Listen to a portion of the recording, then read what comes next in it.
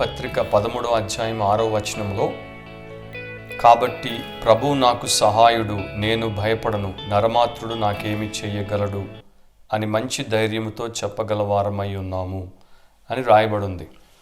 So ఎవరైతే తమ దేవుణ్ణి ఆశ్రయముగా చేసుకుంటారో, ఎవరైతే తమ దేవుడి మీద ఆధారపడతారో, ఎవరికైతే దేవుడే సహాయకుడిగా ఉంటాడో అలాంటి వారు నరమాత్రులకు లేకపోతే నరలోకంలో ఉన్నటువంటి ప్రతి విషయమునకు భయపడాల్సినటువంటి అవసరం లేదు. వారు దేవుడి మీద ఆధారపడి గొప్ప ఆశీర్వాదంతో కూడినటువంటి జీవితాన్ని జీవించవచ్చని బైబిల్ చాలా స్పష్టంగా మనకి చెప్తోంది. మనం ఈరోజు ఈ యొక్క కార్యక్రమంలో క్లుప్తంగా దేవుడి మీద ఆధారపడుట, డిపెండింగ్ ఆన్ గాడ్ అనేటువంటి అంశాన్ని వాక్యంలో నుండి తెలుసుకోబోతున్నాం. వాక్యంలో చాలా విస్తృతంగా దీని గురించి రాయబడింది. నేను మాత్రం కొన్నింటిని మీతో పంచుకోవడానికి ప్రయత్నం చేస్తాను.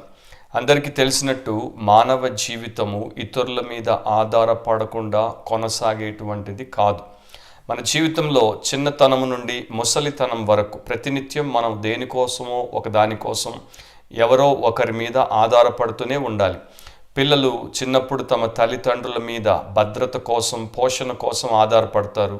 విద్యార్థులు తమ యొక్క ఉపాధ్యాయుల మీద వారి యొక్క శిక్షణ కొరకు అండ్ బోధ కొరకు ఆధారపడతారు. యవనస్తులు వారి జీవితంలో వారి చదువు అయిపోయిన తర్వాత లేకపోతే చదువు అయిపోతున్నటువంటి సమయంలో క్రాస్ రోడ్స్కి వచ్చినప్పుడు వారి భవిష్యత్తును ఏ రకంగా రూపుదిద్దుకోవాలో తెలుసుకోవడానికి మరి ఎక్స్పర్ట్స్ మీద ఆధారపడతారు. ఇక ఉద్యోగులు వారు ట్రైనింగ్లో ఉన్నప్పుడు, ప్రొబేషన్లో ఉన్నప్పుడు వారి యొక్క లీడర్స్ మీద, వారి యొక్క మాస్టర్స్ మీద, ట్రైనర్స్ మీద ఆధారపడతారు. పౌరులు ప్రభుత్వం వారికి కావలసినటువంటి ప్రతి విధమైనటువంటి సౌకర్యాన్ని కల్పించడానికి, చట్టభద్రతలను కల్పించడానికి ఆధారపడతారు. ప్రభుత్వం కూడా ఒక రకంగా చెప్పాలంటే పౌరులు కట్టేటువంటి పనుల మీద ఆధారపడుతుంది. సో లోకంలో మీరు ఏ రంగాన్నైనా తీసుకోండి, ఒకరి మీద ఒకరు ఆధారపడకుండా జీవితం అనేది సాఫీగా సాగదు. మరి ముఖ్యంగా దేవుడు మనిషిని తన పోలికలో తన స్వరూపమందు చేసినప్పుడు ఇండిపెండెంట్గా ఉండడానికి చేయలేదు, గాడ్ డిపెండెంట్గా ఉండడానికి చేశాడు. అంటే స్వతంత్రునిగా తన స్వంతమును ఆధారము చేసుకొని, స్వంత బుద్ధిని, స్వంత సామర్థ్యాన్ని, స్వంత అనుభవాన్ని, స్వంత విషయాలను ఆధారం చేసుకొని తాను తన జీవితాన్ని స్వతంత్రంగా జీవించడానికి సృష్టించలేదు. దేవుడు మనిషిని తన దాసుడిగా, తన కుమారుడిగా, తన మీద ఆధారపడువానిగా, మీరు దాన్ని చూస్తే బైబిల్లో మీకు అర్థమైపోతుంది. యేసు ప్రభు కాపరి, మనము గొర్రెలము. యేసు ప్రభు ద్రాక్షావల్లి, మనము తీగలము. సో యేసు ప్రభు బోధకుడు, మనము శిష్యులము. సో ఇక్కడ డిపెండెన్సీ అనేది ఎంత స్పష్టంగా మనకి దేవుడు చూపించాడో నేను చెప్పాల్సిన అవసరం లేదు. ఈ రకమైనటువంటి డిపెండెన్సీ అంటే గొర్రెలు కాపరి మీద ఎంతగా ఆధారపడతాయో, శిష్యులు గురువు మీద ఎంతగా ఆధారపడతారో, తీగలు తమ జీవం కోసం, ఫలం కోసం ద్రాక్షావల్లి మీద ఎంతగా ఆధారపడతాయో, అలాగే మనం కూడా మన దేవుడి మీద ఆధారపడి జీవించడానికే సృజించబడ్డాం. కానీ ఎప్పుడైతే మనిషి దేవుడి మీద ఆధారపడకుండా స్వంతమును లేక ఇతర విషయాలను ఆధారముగా చేసుకొని బ్రతుకుతాడో అప్పుడే విపరీతంగా కష్టాల పాలవుతాడు. అప్పుడే విపరీతంగా కన్నీరు కార్చాల్సి వస్తుంది. తన దీవెన పోగొట్టుకుంటాడు. But at the same time దరిద్రపు బ్రతకాల్సినటువంటి స్థితి. అండ్ లోకంలో మీరు జాగ్రత్తగా గమనిస్తే, లోకము అన్నప్పుడు బయట ఉన్నటువంటి సమాజము అండ్ లోపల ఉన్నటువంటి ఆత్మీయ సంఘము, ఈ రెండింటిలో కూడా చాలా మట్టుకు ఎక్కువ మంది దేవుడిని కాకుండా మరొక దాన్ని ఆధారముగా చేసుకొని, జీవన ఆధారముగా చేసుకొని, లైఫ్ డిపెండెన్స్ని కల్పించుకొని వారు జీవించేటువంటి వారిగా మనకు కనబడుతున్నారు. ఒకానొక సమయంలో డాక్టర్ డిఐ వాండర్ పూల్ అనేటువంటి ఒక చర్చ్ డినామినేషన్ పెద్ద సమోవా అనేటువంటి దేశానికి వెళ్ళాడు. అదొక ద్వీపం. ఆ దేశానికి వెళ్ళినప్పుడు ఆయన్ని వారు గొప్పగా గౌరవించారు, సత్కరించారు. తర్వాత అక్కడ ఉన్నటువంటి పెద్దలు, గతంలో సమోవాకి నాయకుడిగా ఉన్నటువంటి అతడి యొక్క మనవడు మనుమా అనేటువంటి వ్యక్తి ఆయన్ని సత్కరించి ఒక మంచి అద్భుతమైనటువంటి మ్యాట్ని, తివాచి అంటాం కదా, ఫైన్ మ్యాట్ని ఆయనకి ఇచ్చాడు. ఇచ్చినప్పుడు దాని గురించి ఈ రకంగా చెప్పాడు, మీరు మరి మా దేశాన్ని గతంలోనే అమెరికా దేశానికి మేము దత్తతగా ఇచ్చేసాం అండ్ ఆ దేశం ద్వారా మేము ఎంతో మేలు పొందాం, దానికి రుణపడి ఉన్నాం కనుక మీరు అక్కడ నుండి ప్రతినిధిగా వచ్చారు కనుక ఇది మా యొక్క బహుమానం అని చెప్పి ఆ ఫైన్ మ్యాట్ని వాండర్ పూల్కి ఇచ్చినప్పుడు ఈ దేశంలో అంటే మా దేశంలో సమోవాలో మీరున్నంత కాలము ఇది మీరు మీ పనుల కొరకు ఏది కావాలంటే దాని కొరకు దీన్ని మీరు వాడుకోవచ్చు. ఫర్ ఎగ్జాంపుల్ మీరు ఒక ఇల్లు కట్టారు కానీ దాని మీద $1000 రుణం మీరు తీసుకున్నారు, దాన్ని కట్టలేని పరిస్థితి వచ్చింది. అప్పుడు మీరు ఈ యొక్క ఫైన్ మ్యాట్ని వారికి $1000లకు బదులు రుణం తీర్చడానికి ఇచ్చేస్తే సరిపోతుంది, మీ యొక్క రుణం తీరిపోతుంది. ఆర్ మీరిక్కడ ఒకవేళ నేరం చేశారు, జైలుకి తీసుకెళ్లి జైల్లో వేశారు, అప్పుడు మీరు దీన్ని ఇచ్చి జైలు నుండి విడుదల పొందొచ్చు. ఆర్ ఈ యొక్క తివాచి మరొక తివాచీతో గతంలో మేము ఆ రెండింటిని పరిచినప్పుడు దీని మీద ప్రిన్సెస్ ఎలిజబెత్ నిలబడి మమ్మల్ని సంబోధించి మాట్లాడారు కనుక ఇది చాలా విలువైనటువంటిది. ఒకవేళ మీకు మరణశిక్షే ఇక్కడ విధించబడింది అనుకోండి, అప్పుడు కూడా ఈ తివాచీని ఇచ్చేసి మీరు మరణదండం నుండి బయటపడవచ్చు. సో ఒక్క మాటలో చెప్పాలంటే మా దేశంలో మీరున్నంత కాలము మీకు ప్రతి విధముగా ఉపయోగపడుటకు, మీరు అన్ని విషయాల్లో అన్ని సమయాల్లో ఆధారపడుటకు ఈ ఫైన్ మ్యాట్ మీకు ఉపయోగపడుతుంది అని మనుమ మరి వాండర్ పూల్కి దాన్ని బహూకరించాడు. అది నేను చదివినప్పుడు నాకు అనిపించింది ఒక దేశానికి మాత్రమే అండ్ ఈ యొక్క శరీర సంబంధమైనటువంటి భౌతికపరమైనటువంటి కొన్ని విషయాలకు మాత్రమే ఆ ఫైన్ మ్యాట్ ఉపయోగపడగలుగుతుంది. అది ఒకవేళ వాండర్ పూల్కి ఆరోగ్యం చెడిపోయి మరణం ముంచుకుని వస్తే ఆయన్ని మరణం నుండి అయితే కాపాడలేదు, ఇంకా చాలా చేయలేదు.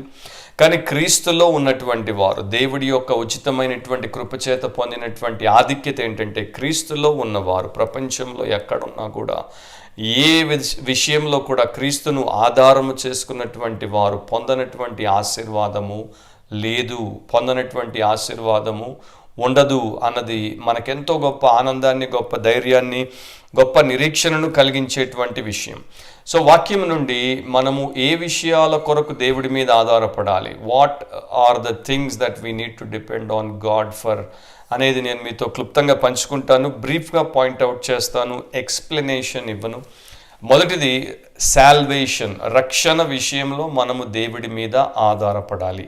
లోకంలో ఉన్నటువంటి ప్రతి మనిషి పాపములో జన్మిస్తున్నాడు, పాపముతో జీవిస్తున్నాడు అండ్ ఒక రోజున క్రీస్తును ఎదుర్కోకపోతే, క్రీస్తునందు విశ్వాసం ఉంచి అతన్ని ద్వారా రక్షణ పొందకపోతే పాపము చేత అతడు మరి ఓడించబడి జయించబడి మరి సర్వనాశనానికి తీసుకువెళ్ళబడతాడు. ఈ లోకంలో ఒక మనిషి తను తాను రక్షించుకోలేడు, మరొకడు అతన్ని రక్షించలేడు. ఒక వ్యక్తి, ఒక విధానం, ఒక వ్యవస్థ ఒక మనిషిని పాప క్షమాపణనిచ్చి ఆత్మను రక్షించలేవు. ఒకటి మనం స్పష్టంగా తెలుసుకోవాలి, మనం బయట బజారులో తిరుగుతున్నప్పుడు, ఇతర ప్లేస్లకు వెళ్తున్నప్పుడు, మనము కొన్ని చోట్ల ఫుడ్ కోర్ట్స్కి వెళ్తాం, కొన్ని చోట్ల స్టోర్స్కి వెళ్తాం. అక్కడ ఏమనుంటుంది, ఒక బోర్డు పెడతారు సెల్ఫ్ సర్వీస్ అని. అంటే స్వంతగా మీరు పరిచర్య చేసుకోండి, స్వంతగా మీరు సేవ చేసుకోండి. మీకు ఆహారం కావాలంటే వచ్చి మీకు ఏం కావాలో తీసుకోండి, పొండి, తినండి. సో మీకు కావాల్సిన వస్తువులు తీసుకోండి, పొండి. ఆ రకంగా సొంతగా మనము క్షమాపణను కలిగించుకోలేం, సొంతగా మనల్ని మనము రక్షించుకోలేం, సొంతగా మనల్ని మనము పాప స్వభావము నుండి విమోచించుకోలేం, సొంతగా మనల్ని మనము దేవుని పిల్లలుగా మార్చుకోలేం. అలాంటి అధికారాన్ని ఇవ్వడానికి మనకు అసలు అది చాతనవ్వదు. So there is no self service in the area of forgiveness of sin and salvation. ఇది మనము తెలుసుకోవాలి. చాలామంది తెలుసుకోకుండా సెల్ఫ్ సర్వీస్లో పడి వారి జీవిత కాలంలో చాలా నష్టపోతారు. రిడెంప్షన్ అనేది, విమోచన అనేది కేవలం దేవుడి ద్వారా మాత్రమే సాధ్యం. 1948లో ఒక లెక్చర్ ఇచ్చినప్పుడు డాక్టర్ ఆల్బర్ట్ ఐన్స్టైన్ ఈ రకంగా చెప్పాడు, లోకంలో ఉన్నటువంటి మానవుని యొక్క స్వభావం ఏంటో, మానవుడి యొక్క జీవన విధానం ఏంటో చెప్తున్నప్పుడు, the true problem lies in the hearts and thoughts of men, it is not a physical but an ethical one అని చెప్పాడు. సో నిజమైనటువంటి సమస్య మనిషి యొక్క హృదయంలో, మనిషి యొక్క తలంపుల్లో ఉంది. అది శరీర సంబంధమైనది, భౌతికపరమైనది కాదు, అది నైతికమైనది. అందుకనే మనము ఒక ఆటం బాంబు యొక్క విస్ఫోటక శక్తికి భయపడాల్సిన అవసరం లేదు, కానీ ఒక మనిషిలో ఉన్నటువంటి దుష్టత్వానికి, మనిషి హృదయంలో ఉన్నటువంటి దుష్టత్వానికి భయపడాల్సి ఉంది. అంటే ఆటం బాంబు కన్నా హ్యూమన్ హార్ట్ చాలా డేంజరస్ అండ్ వికెడ్ అని మరి మనుషులందరిలోకెల్లా ద స్మార్ట్ సైంటిస్ట్గా గుర్తింపబడినటువంటి ఆయన ఇచ్చిన అనాలిసిస్. సో ఆయన ఏమంటున్నాడు, ఒక మనిషి చెడిపోయాడు కనుక చెడిపోయిన వాడు తను తాను బాగు చేసుకోలేడు, చెడిపోయిన వాడు ఇతరులను బాగు చేయలేడు. మరి ఇప్పుడు మీరు చూడండి, మానవ సమాజంలో మానవులను రక్షించుటకు మానవులు పనికిరారు. మానవ సమాజంలో మానవుల చేత కల్పించబడినటువంటి వ్యవస్థలు మానవుల్ని రక్షించడానికి పనికిరావు. దాంట్లో ప్రధానంగా మతం అనేది, రిలీజన్ అనేది మ్యాన్ మేడ్. మతాన్ని, రకరకాల మతాలు, మత ఆచారాలు, మత బోధలు ప్రపంచంలో మనుషులే కల్పించి పెట్టారు. వాటిని ఆశ్రయించడం ద్వారా ఏ మనిషికి కూడా పాపక్షమాపణ, ఆత్మరక్షణ, నిత్య జీవం, పరలోక రాజ్యం లభించవు. అందుకనే బైబిల్ చెప్పేది ఏంటంటే యేసుక్రీస్తు ద్వారానే మనం రక్షించబడాలి. రోమీలకు రాసినప్పుడు 5వ అధ్యాయంలో 6వ వచనంలో ఈ రకంగా దేవుడు రాయించాడు, ఏలైనగా మనం ఇంకా బలహీనులమై ఉండగా క్రీస్తు యుక్త కాలమున భక్తిహీనుల కొరకు చనిపోయెను. సో మనం ఇంకా బలహీనులమై ఉండగా క్రీస్తు యుక్త కాలమున భక్తిహీనుల కొరకు చనిపోయెను.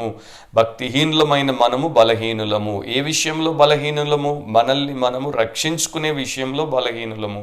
మనకు దేవుడి సన్నిధానాన్ని మరి అనుగ్రహించుకునేటువంటి విషయంలో బలహీనులము. నిత్య జీవాన్ని సంపాదించుకునే విషయంలో, పరలోక రాజ్యానికి వెళ్ళే విషయంలో బలహీనులము. వీక్ అన్నమాట. అక్కడ మనకి కేపబిలిటీ లేదు, అది మన పాసిబిలిటీ కాదు. అందుకని యేసుక్రీస్తు బలహీనుడిని రక్షించడానికి లోకానికి వచ్చాడు. సరైన సమయంలో సిలువకి వెళ్ళాడు. ఆయన తన పవిత్ర రక్తాన్ని చిందించాడు, చనిపోయాడు, సమాధి చేయబడ్డాడు, 3వ రోజున తిరిగి లేచాడు. సో సాల్వేషన్ అనేది దేవుడి మీద ఆధారపడితేనే తప్ప మనకి లభించేది కాదు. అందుకని యేసే రక్షకుడు. మత్తయి 1:21 ఆయన యొక్క పేరు గురించి దేవుని దూత ప్రకటించినప్పుడు ఏం చెప్పాడు? ఆయనకు యేసు అను పేరు పెట్టుదురు, ఎందుకంటే ఆయనే తన ప్రజలను వారి పాపముల నుండి రక్షించును. వారి పాపముల నుండి వారిని రక్షించుకోలేరు. వారి పాపముల నుండి వారిని వేరొకరు రక్షించలేరు. వారి పాపముల నుండి ఆయనే వారిని రక్షించును. ఇది మొదటి విషయం. రెండవది సస్టెనెన్స్ కొరకు, మన పోషణ కొరకు, రక్షణ కొరకే కాదు, మన పోషణ కొరకు కూడా మనం దేవుడి మీద ఆధారపడాలి. మనం అనుకుంటాం చాలా బాగా చదువుకున్నాము, బాగా ఉద్యోగం చేస్తున్నాము, బాగా సంపాదిస్తున్నాము, బాగా పేరుగాంచాము, మాకేంటి, మా జీవితం మా ఇష్టం, మాకు కావలసినట్టు మమ్మల్ని మేము ఆధారం చేసుకొని బ్రతుకుతాము అని అనుకుంటాం. కానీ ఎంత మంచి స్థితిలో ఉన్నప్పటికీ, ఎలాంటి స్థాయిలో ఉన్నప్పటికీ మనిషి చాలా విషయాల్లో నిర్బలుడు, మనిషి చాలా విషయాల్లో మరి చాతగాని వాడిగా మిగిలిపోతాడు. మీరు ఇశ్రాయేలు చరిత్రని ఒకవేళ చూశారనుకోండి, ఇశ్రాయేలుకు దేవుడు చేయనటువంటి అద్భుతము లేదు. అయినప్పటికీ వారు దేవుడి మాట ప్రకారం నడవకుండా వారి స్వంత ఆలోచనను వారు ఆధారం చేసుకొని బ్రతికినప్పుడు వారికి ఎలాంటి పరిస్థితి దాపురించిందో బైబిల్లో చాలా మాటలు రాయబడ్డాయి. ఒక భాగాన్ని చదువుతాను. 107వ కీర్తన 4 నుండి 7వ వచనం వరకు. Psalm 107 verses 4-7.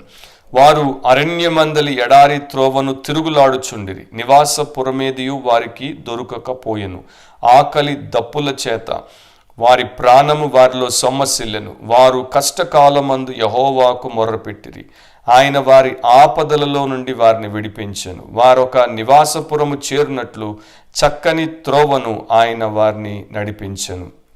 చాలా అద్భుతంగా వారి యొక్క కష్టంలో, వారికి ఆకలేసినప్పుడు, వారికి దప్పికేసినప్పుడు, మనకి తెలుసు కదా ఇశ్రాయేలు అరణ్య ప్రయాణంలో ఏ రకంగా వారు దేవుడి మీద ఆధారపడ్డారో, ఏ రకంగా దేవుడు వారిని పోషించాడో. 1 రోజు కాదు, 2 రోజులు కాదు, 40 ఏళ్ళు దేవుడు వారికి ఎంత అద్భుతమైనటువంటి ప్రొవిజన్ ఇచ్చాడో మనకి తెలుసు.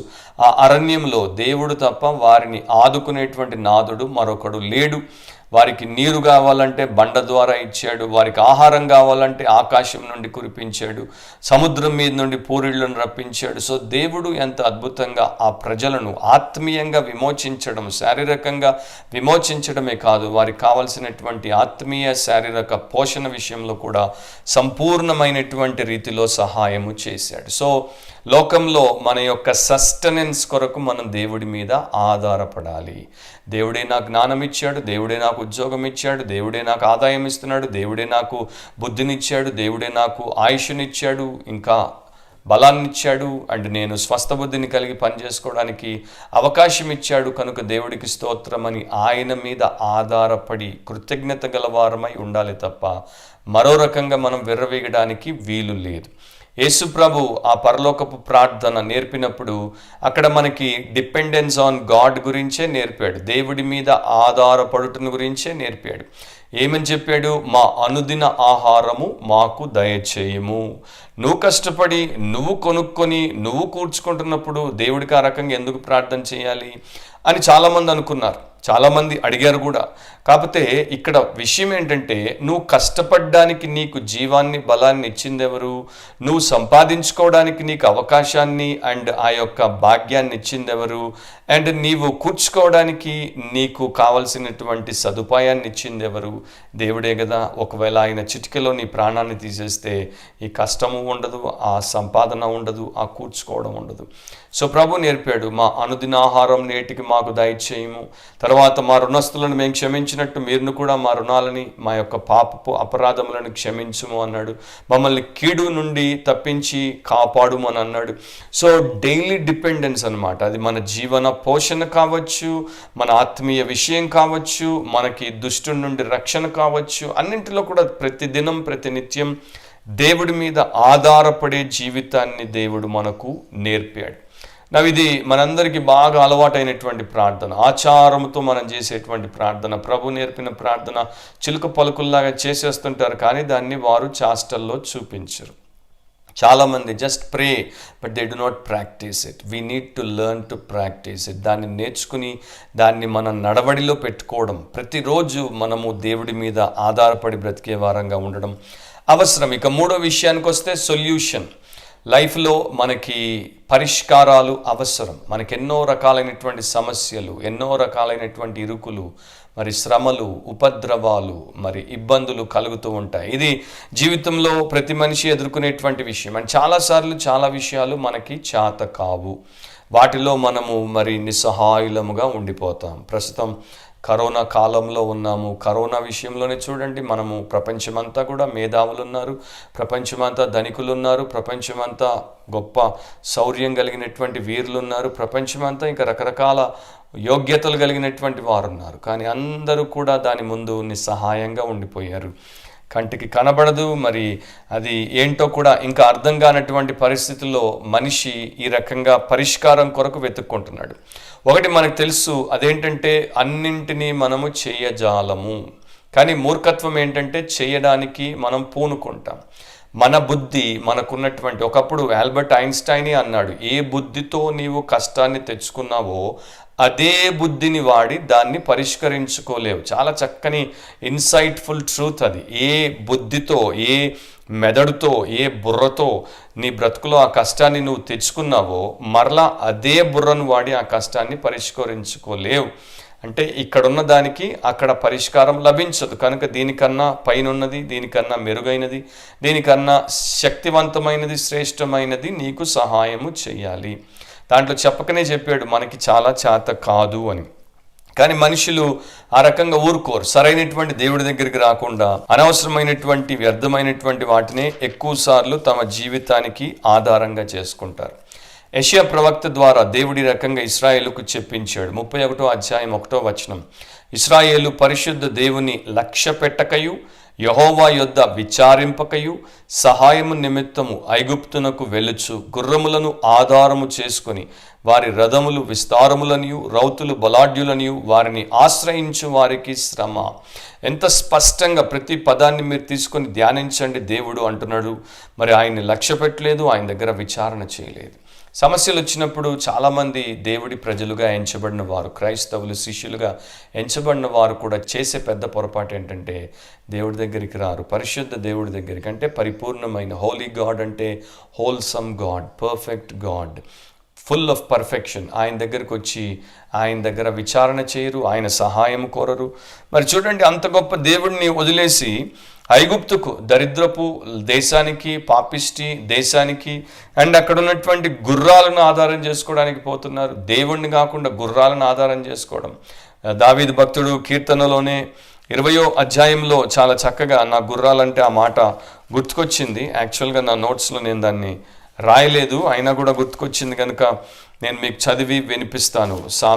కీర్తన 27 అంటే సామ్ 27లో కొందరు రథములను బట్టి కొందరు గుర్రములను బట్టి అతిశయపడుదురు, మనమైతే మన దేవుడైన యెహోవా నామమును బట్టి అతిశయపడుదుము. సో రిజల్ట్ ఏంటి? 8వ వచనంలో వారు కృంగి నేల మీద పడి ఉన్నారు, మనం లేచి చక్కగా నిలుచుచున్నాం.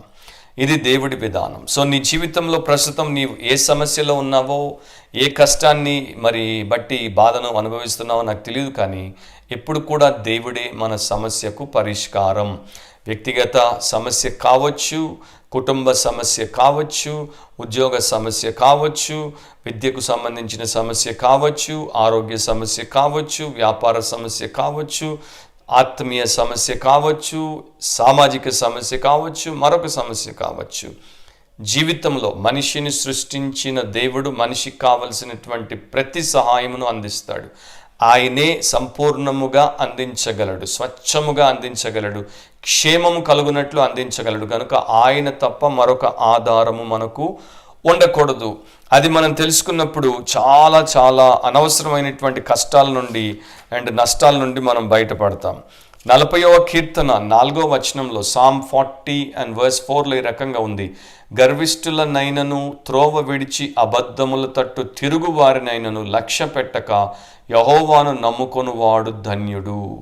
సో ఈ రకంగా నీ జీవితంలో నీవు ఎదుర్కొంటున్నటువంటి పరిస్థితికి కావాల్సినటువంటి పరిష్కారాన్ని నిజదేవుడు నీకు అనుగ్రహించి నిన్ను ధన్యతలోనికి అంటే ఆనందంలోనికి, ఆశీర్వాదంలోనికి నడిపించడానికి సిద్ధమై ఉన్నాడు. కనుక ప్రతినిత్యము ఆయననే ఆధారము చేసుకోవాలి.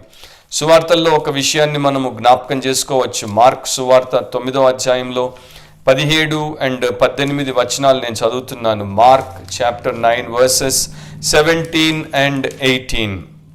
యేసు ప్రభు దగ్గరికి ఒక బాధలో, శ్రమలో, ఇబ్బందిలో ఉన్నటువంటి తండ్రి వచ్చాడు. వచ్చి జనసమూహములో ఒకడు, బోధకుడా, మూగ దయ్యము పట్టిన నా కుమారుని నీ యొద్దకు తీసుకొని వచ్చి తిని, అది ఎక్కడ వానిని పట్టునో అక్కడ వానిని పడద్రోయును, అప్పుడు వాడు నురుగు కార్చుకొని పళ్ళు కొరుక్కొని మూర్ఛిల్లును. దానిని వెళ్ళగొట్టుడని నీ శిష్యులను అడిగి తిని, కానీ అది వారి చేత కాలేదని ఆయనతో చెప్పాను. సో ఈ మూగదయ్యం పట్టినటువంటి కుమారుడు విలవిల్లాడిపోతున్నాడు, విస్తారంగా బాధలకు గురవుతున్నాడు. తండ్రి చేతగాని వాడు, తండ్రి ఆ దయ్యాన్ని వెళ్ళగొట్టలేడు.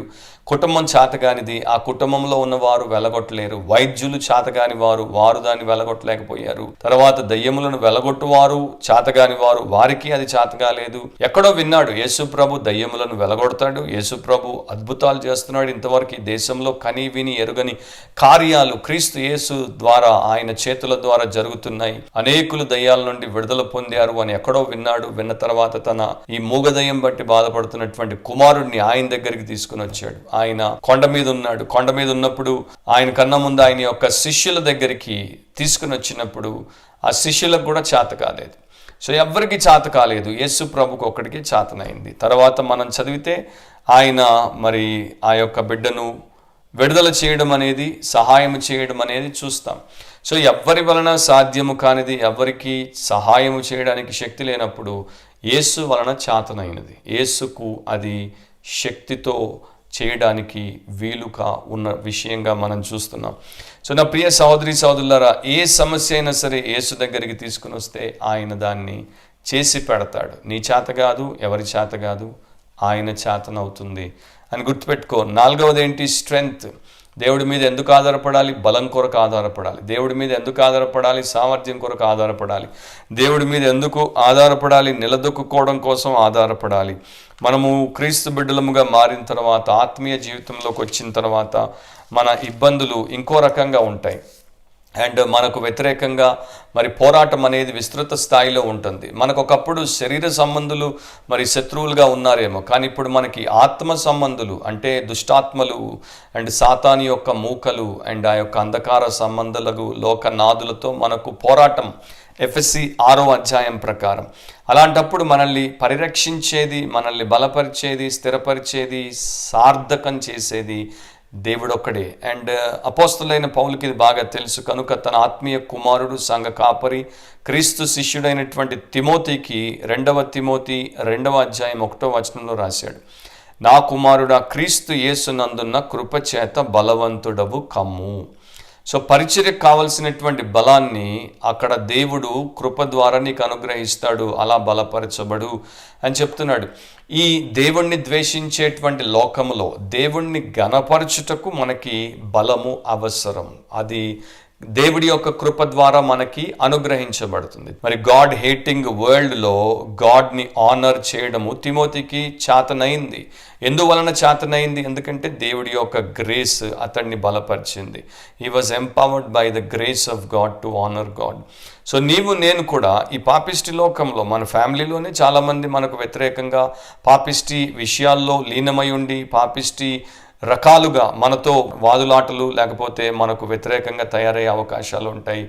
మన చుట్టూ ఉన్నవారు, మన బంధువులు, మిత్రులు, మన ఇంకా అనేక స్థలాల్లో ఎదురయ్యేటువంటి వారు ఆ రకంగా ఉన్నప్పుడు మనం తొట్టిల్లకుండా, మనం లొంగిపోకుండా, మనం రాజీ పడకుండా, మనం వదిలేయకుండా ఏ రకంగా ఉంటాం? దేవుడు మనల్ని బలము చేత కృప ద్వారా బలపరిచినప్పుడు, దేవుడే మనకు ఆధారమైనప్పుడు. యోహాను 1 చదివితే యేసుక్రీస్తు ఏం తీసుకుని వచ్చాడు లోకంలోనికి?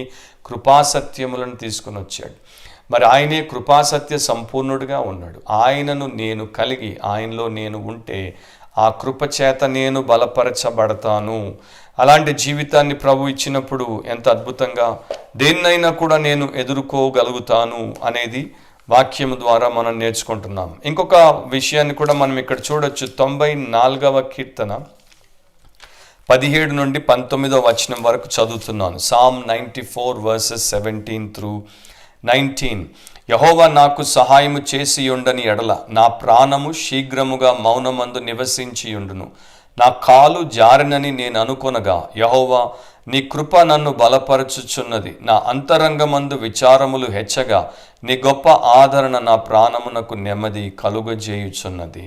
దాన్ని మీరు ధ్యానించండి. చక్కని మాటలు, చక్కగా ఆదరణ, చక్కగా ధైర్యము, చక్కగా నిరీక్షణ, బలము, స్థిరత్వాన్ని ఇచ్చేటువంటి మాటలు. సో కాలు జారే టైంలో జారిపోతుందేమో అనుకుంటే దేవాని కృప నన్ను బలపరుస్తుంది. అంతరంగంలో విచారములు హెచ్చినప్పుడు నీ గొప్ప ఆదరణ నా ప్రాణానికి నెమ్మదిని కలుగజేసింది.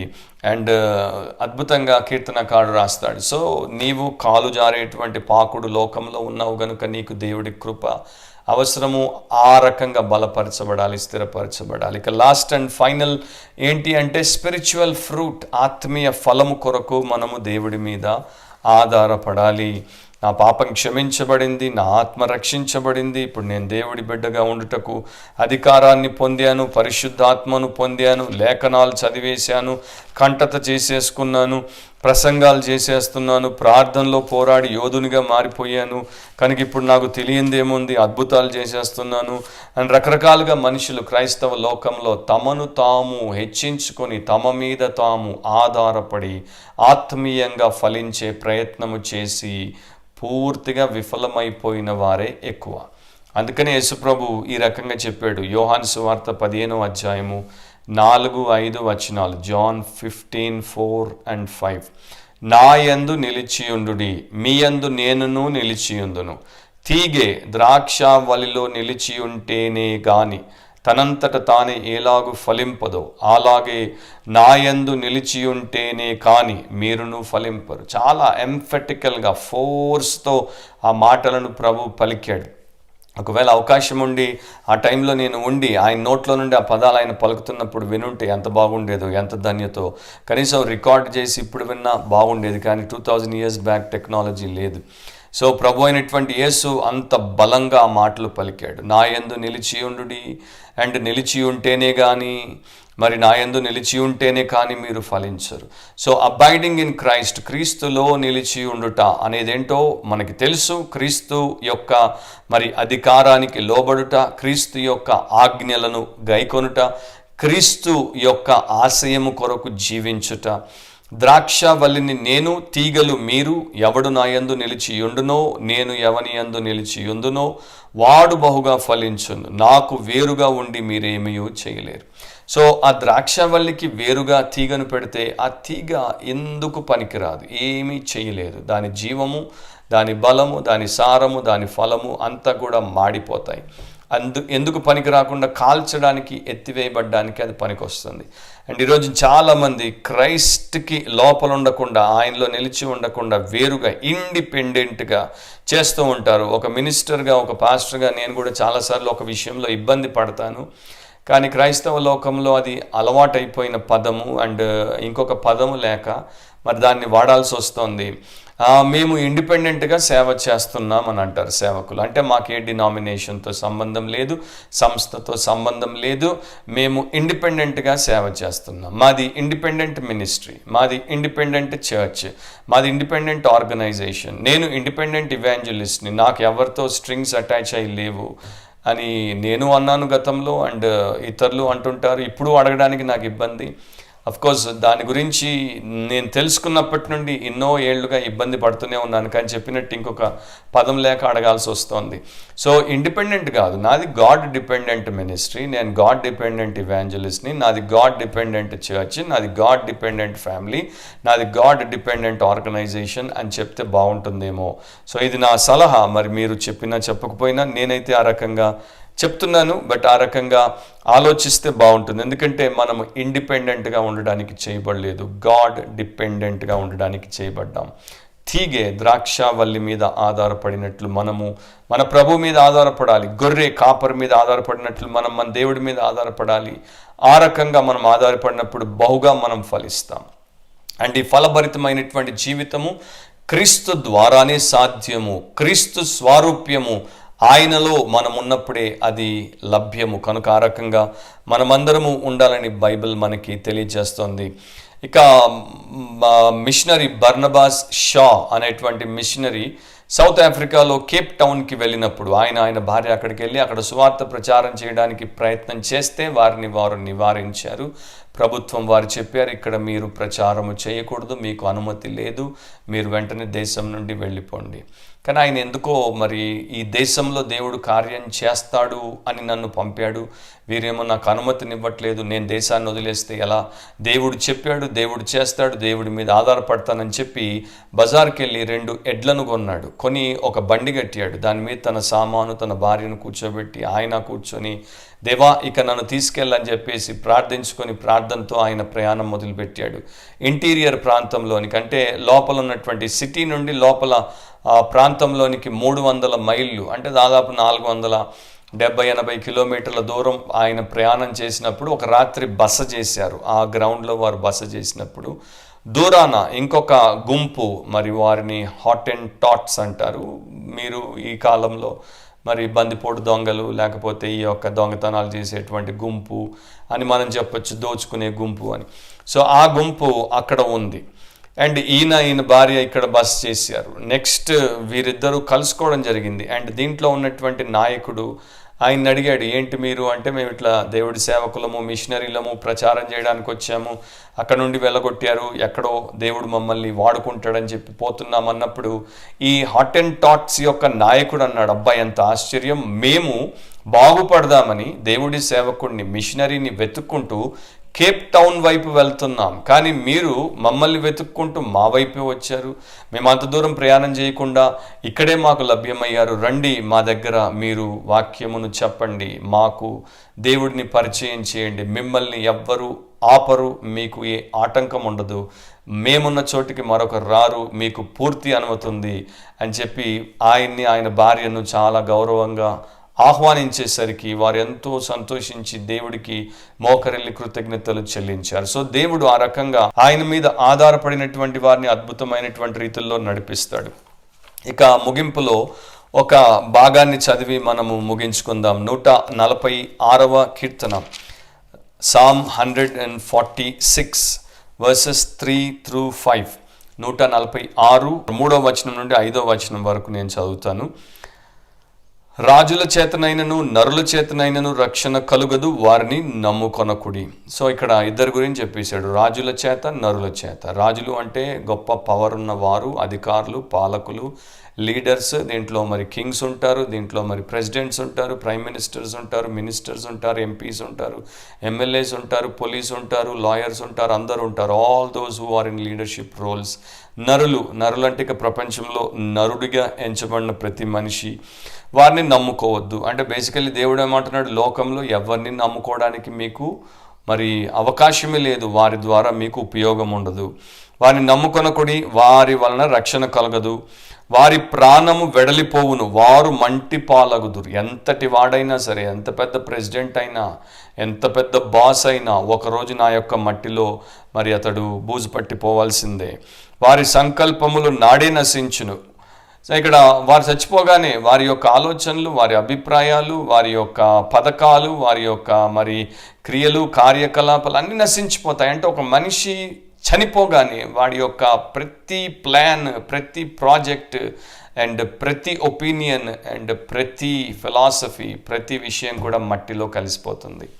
సో అలా కాదు, ఎవనికి యాకోబు దేవుడు సహాయుడగునో, ఎవడు తన దేవుడైన యెహోవా మీద ఆశ పెట్టుకొనునో వాడు ధన్యుడు. ఎవనికి యాకోబు దేవుడు సహాయుడగునో. యాకోబు మొదట్లో 20 ఏళ్ళు మరి తన్ను ఆధారం చేసుకున్నాడు, తన తల్లి చెప్పినటువంటి మోసాన్ని ఆధారం చేసుకున్నాడు, మామను ఆధారం చేసుకున్నాడు, వ్యాపారంలో ఆయన చేసినటువంటి పనిలో మరి కిటుకులను ఆధారం చేసుకున్నాడు, రకరకాలుగా కష్టపడ్డాడు. ఇండిపెండెంట్గా ఉన్నంత కాలం విపరీతంగా వేదనకు గురయ్యాడు. కానీ ఎప్పుడైతే అక్కడ దేవుడితో ముఖాముఖిగా వచ్చాడో, ఎప్పుడైతే యాకోబు మీద ఆధారపడకుండా దేవుడు తుంటి మీద దెబ్బకొట్టి దేవుడి మీద ఆధారపడడం మరి ప్రారంభము యాకోబు జీవితంలో చేశాడు. అప్పుడు యాకోబుకి దేవుడు సహాయుడయ్యాడు. అందుకనే చక్కగా దేవుడు మాట వాడతాడు, ఎవడికి యాకోబు దేవుడు సహాయుడగునో వాడు మరి ధన్యుడు. వానికి ఉన్న ఆశీర్వాదం, వాడికి ఉన్న ఆ గొప్ప ఆనందం, వాడికి ఉన్నటువంటి ఆ యొక్క ధన్యత మరొకరికి లభించదు. యాకోబు గురించి హెబ్రీ పత్రికలో ఈ రకంగా రాయబడి ఉంది. చాలా చక్కని మాట అన్నమాట. ఏంటది? యాకోబు మొదట్లో ఏ రకంగా బ్రతికాడు, కానీ చివరికి వచ్చేసరికి ఏ రకంగా ఆయన జీవితం ముగిసింది చూస్తే హెబ్రీ 11:21, హీబ్రూస్ 11:21, విశ్వాసమును బట్టి యాకోబు అవసాన కాలమందు, ఫుట్నోట్లో మరణ కాలమందు అని ఉంటుంది, యోసేపు కుమారులలో ఒక్కొక్కని ఆశీర్వదించి తన చేతి కర్ర మొదలు మీద ఆనుకుని దేవునికి నమస్కారము చేసెను. వండర్ఫుల్ స్క్రిప్చర్ అది. దేవుడికి నమస్కారం చేశాడు, కనీసం నిలబడ్డం కూడా చేత కాదు, చేతి కర్ర మీద ఆధారపడ్డాడు. ఎందుకు ఆధారపడాల్సి వచ్చింది? తొడ మరి ఆ యొక్క గూటిని దేవుడు తీసేశాడు కనుక. సో నా ప్రియ సహోదరి సహోదరులారా, మనం కూడా యాకోబుల వంటి వారమే. మనంతట మనము ఇండిపెండెంట్గా ఎడ్యుకేషన్ విషయంలో ఇండిపెండెంట్గా, జాబ్ విషయంలో ఇండిపెండెంట్గా, మ్యారేజ్ విషయంలో ఇండిపెండెంట్గా, బిజినెస్లో ఇండిపెండెంట్గా, మినిస్ట్రీలో ఇండిపెండెంట్గా, ఫ్యామిలీ లైఫ్లో ఇండిపెండెంట్గా, పర్చేజెస్లో ఇండిపెండెంట్గా, ప్రతి విషయంలో ఇండిపెండెంట్గా ఉందాం అనుకుంటాం. సమ్టైమ్స్ దేవుడికి మరి మన డిపెండెన్సీని తొలగించాల్సి వస్తుంది. మనల్ని ఒక దెబ్బ కొడితే మన మీద మనం నిలవలేని పరిస్థితి వచ్చినప్పుడు అప్పుడు దేవుడి మీద ఆనుకుంటాం. సో ఈ యొక్క డిపెండెన్సీ ఆన్ గాడ్, లేకపోతే గాడ్ డిపెండెంట్ అనేది చాలా ముఖ్యం. సో ఈ రోజు నుండి, ఈ క్షణం నుండి వాక్యం వినగానే మిమ్మల్ని మీరు ఇండిపెండెంట్గా ఉంచుకోవడం మానేసి గాడ్ డిపెండెంట్గా, దేవుడి మీద ఆధారపడి ప్రజలుగా, ఆయన ప్రియ శిష్యులుగా మార్చుకోమని ప్రభు పేరట మీకు తెలియజేస్తున్నాను, కోరుతున్నాను అండ్ మీ నిమిత్తం ప్రార్థిస్తున్నాను. మనలో ప్రతి ఒక్కరిని దేవుడు ఆయన మీద ఆధారపడి జీవించినట్లు చేయునుగాక. ఆమేన్.